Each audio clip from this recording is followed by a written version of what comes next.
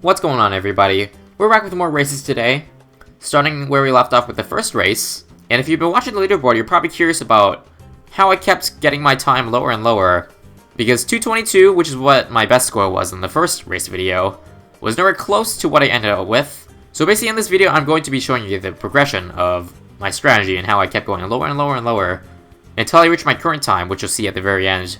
But this first run is my first sub 2 run, which is, I believe 152 is what I scored. So let's just start with that and run through the strategy and how I evolved it. So you see I'm starting off with 1, a 000 ice tower, free Darm 2 and a mortar. I don't know if anybody else was doing this, but I saw a lot of people were starting with the bomber ace.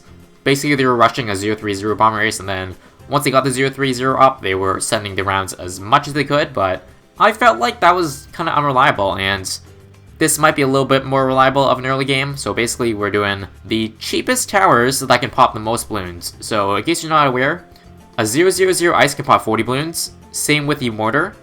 And you'll see I'm placing a second ice too, because my strategy right now, start with getting the most pop power you can for cheap, and then rush straight for a wall of fire. So you'll see, once around the 30-second mark hits, I'm getting ready to sell. Once I have enough money, I'm going to sell the 2 ice towers, and then build up the wall of fire ASAP.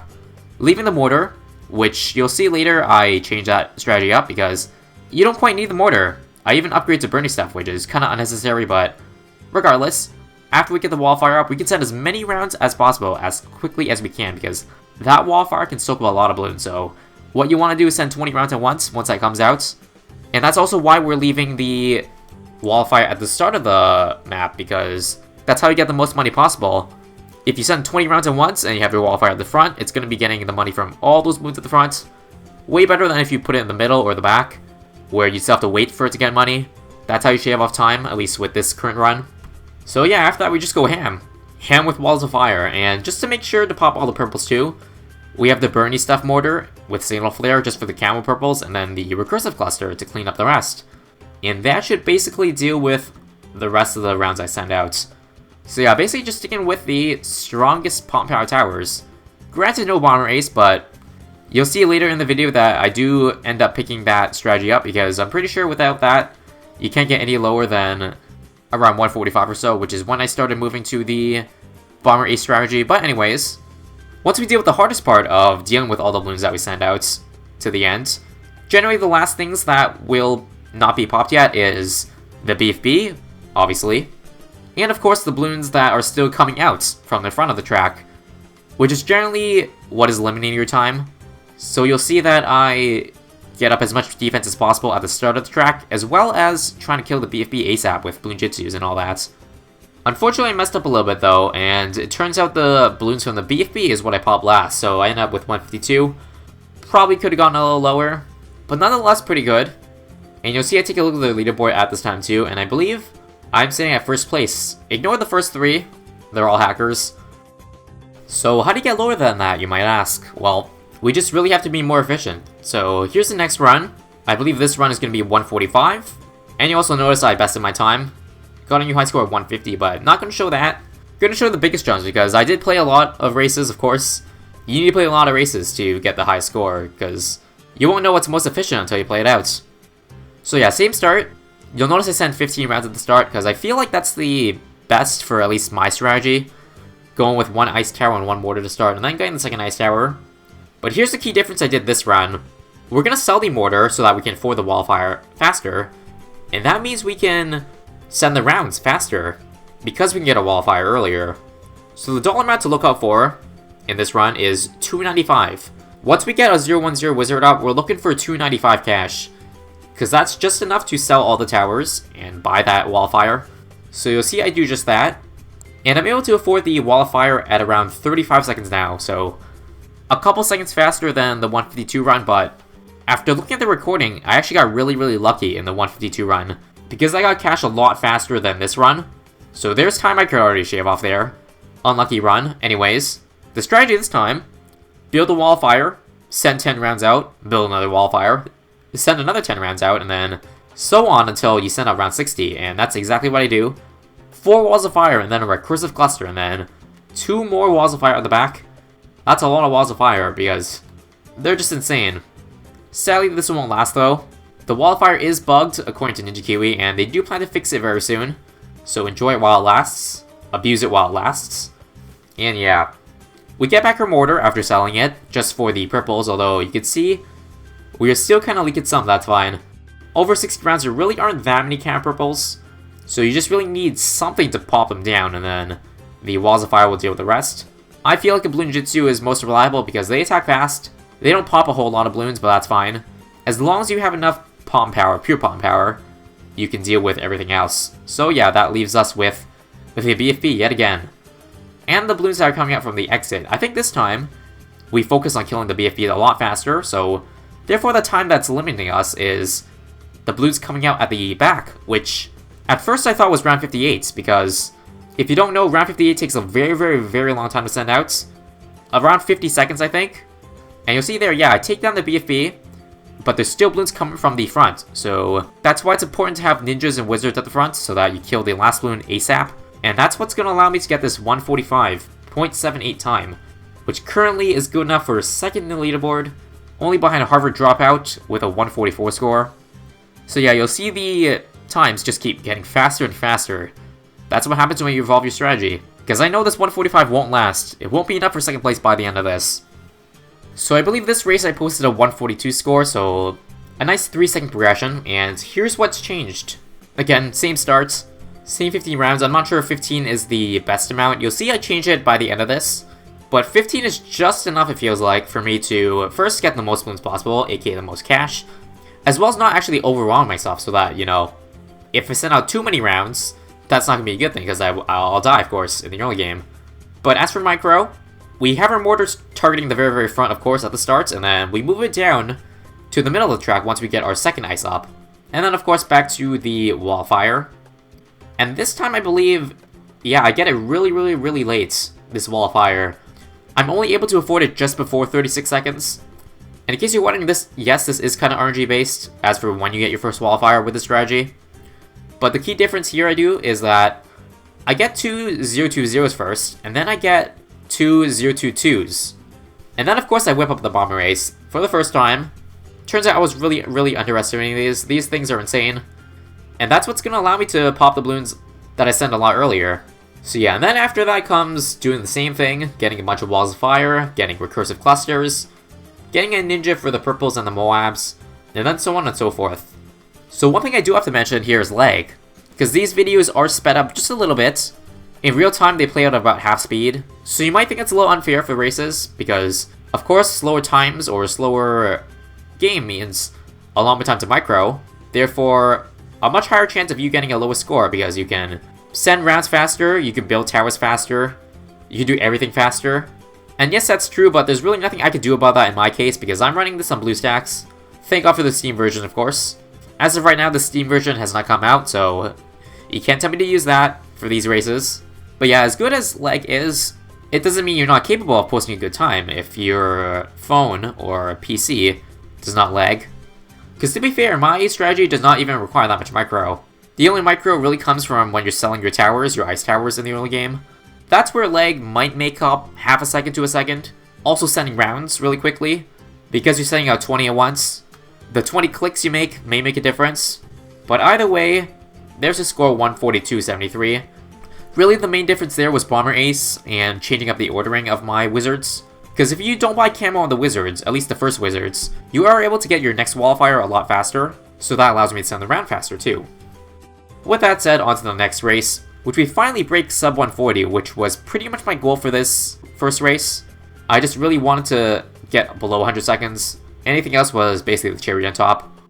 Actually, top 3 was what I was kind of aiming for mostly, but I was okay either way with the top 3 or a sub 140, and this was the run. So in case I didn't mention this already, the strategy for my early game is kind of RNG based because the mortar is pretty inaccurate, so that means the mortar explosion could hit anywhere between 10 to 40 balloons, depending on where it hits. So you see, this time I afford my wall fire wizard maybe a second earlier than usual. Even then, there's a lot of room for improvement because I believe my fastest time to afford that 020 wizard was around 31 seconds, so yeah. That's a good 4 seconds I can make up. However, I could not find a way to replicate that, get it to work multiple times in a row. It really just came down to where my mortar shot, and what balloons to hit, because in case you're not aware how races work, they do reward end of round cash only when all the balloons of the round you sent out are killed. So therefore, if you kill all the balloons of round 7, you get the round 7 cash, which is, I think, 107 cash, which is a big deal in affording that first wall of fire. But the hard part comes because you don't know what balloon belongs to what round when you're sending out 15 at a time, you know? So it really becomes an RNG/guessing game at that point, which there was really nothing I could control other than keep playing until I get the good run. So even though this one wasn't really a good run for the early game, I still stuck with it because I found a couple ways to get my time just that much faster. So you'll see this time, I haven't been talking about this very much, but setting up to certain rounds is very important too. You'll see I set up to round 48, which is actually the round that's limiting your time, not 58. Actually both, but it depends on when you send it out. But for me, the reason why my times weren't any lower was because I didn't know that 58 was not the round that had the last balloon. Round 58 has a mob at the end of the round, and round 48 has a bunch of fortified ceramics. And 48 actually lasts 55 seconds, so about 5 seconds longer than 58. And that I didn't realize, because I thought the fortified ceramics were from round 58. But eventually I did figure out that 48 was the limiting round. So here you'll see we're basically at the end here, and I changed up one little thing at the end here. Dropping down a 030 Druid, which is very, very important to getting a low time. Because if you don't know what this does, this instantaneously kills ceramics. So therefore, the moment the fortified ceramic appears on the map, it's gone. Which shaves a good, I don't know, half a second to a second off my current time. Enough to put me under 140.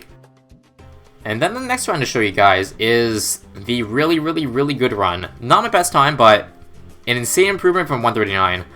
I believe this one ends up at 135. And here's the difference. Hints, a lot of luck involved. But basically this time we sent out around 14 on 15. I don't know why. Just decided to change things up because I didn't feel like I was getting anywhere with 15 rounds at once. If something's not working up, just try to change it. See, maybe there's a chance it might work better, but yeah. We get an insanely good early game here. An early game I could never replicate ever again because look, we can afford the wall of fire at 31 seconds before 32 hits. That's insane. You'll see in any of the other runs we weren't able to afford until 34, 35. So already there's insane improvements. Even if I did the exact same thing as I did for 139, that would already put me at 137, but here's how I get even lower. Basically, our benchmarks for rounds being sent is after the first wall of fire, sent up to 36. Wall of fire number 2, 48. Wall of fire number 3, 58. And then just send the rest there, and then pray to God that your walls of fire and your bomber ace gets all the balloons that are quickly reaching the exit.